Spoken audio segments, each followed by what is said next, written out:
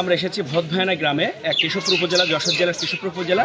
এখানে এটা হলো ভরত রাজা দেউল নামে পরিচিত। আজকে আপনাদের এসেছি এবং আপনাদেরকে দেখাবো আজকে এই বিখ্যাত ভরত রাজার দেউল বা বৌদ্ধ মন্দির। এটা একটা বিখ্যাত বৌদ্ধ মন্দির ছিল, যেটা কিনা আগে মানুষ বুঝতে পারেনি।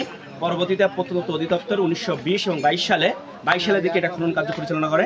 আর এই খনন কার্য করতে করতে কিন্তু এই দেউলি বেরিয়ে আসে। আর আজকে আমাদের সেই দেউলিটি আপনাদের দেখাবো।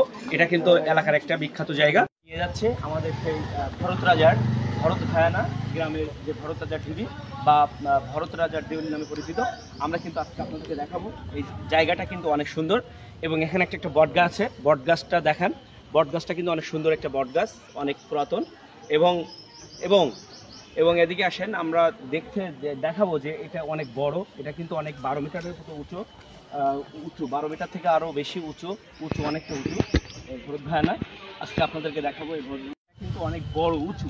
আমরা আপনাদেরকে দেখানোর চেষ্টা করছি এখানকার যে আগেকার সেই ইটগুলা, পোড়ামাটি তৈরি ইট, এই ইটগুলা দিয়ে কিন্তু এগুলো তৈরি করা হয়েছিল। কিন্তু যেহেতু এটা অনেক উঁচু জায়গায় অনেক ঢিবির উপর তৈরি করা হয়েছিল, সেই ঢিবিটা আপনাদের দেখাচ্ছি। আমরা সেই উপরে উঠবো এবং আপনাদেরকে দেখানোর চেষ্টা করব। সবাই দেখবেন, আসবেন এই জায়গাটা, এবং অনেক সুন্দর নিরিবিলি একটা পরিবেশ।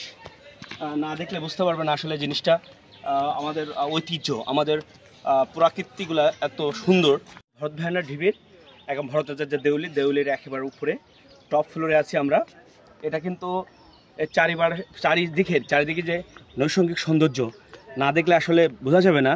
এলাকার মানুষ কিন্তু এলাকাটাকে এই ভরতভয়ানার জন্য অনেক সৌন্দর্য, এবং এই এলাকার যে কৃষি সফল একটা এলাকা। ভরতভয়ানার যে জাদুঘরটি আপনাকে দেখাবো, যে এটাকে ভরতভয়ানার ঢিবিটা খোলার পরে বা খনন করার পরে যে জিনিসগুলো পাওয়া গিয়েছে এখানে কিন্তু ডিসপ্লে করে রাখা হয়েছে।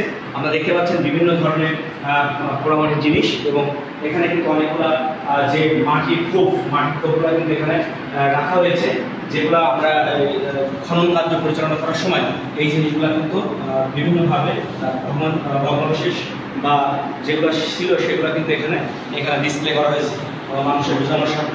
সো এখানে অনেকগুলো আমরা দেখতে পাচ্ছি পোড়ামাটির জিনিস, এগুলো কিন্তু সুন্দরভাবে এখানে ডিসপ্লে করা হয়েছে। দর্শক শ্রোতা, আপনারা আসবেন এই ভরতভয়ানায় এবং এই বাংলাদেশের প্রকৃতি দেখবেন, এবং আপনারা বাংলাদেশের ঐতিহ্য সম্পর্কে জানবেন, শুনবেন, বুঝবেন। এবং আমাদের পেজের সাথে থাকবেন, লাইক, কমেন্ট, শেয়ার করবেন, এবং আমরা যেন আরও সুন্দর ভিডিও আপনাদের উপহার দিতে পারি, সেজন্য আমাদের সাথে থাকবেন। সবাইকে ধন্যবাদ।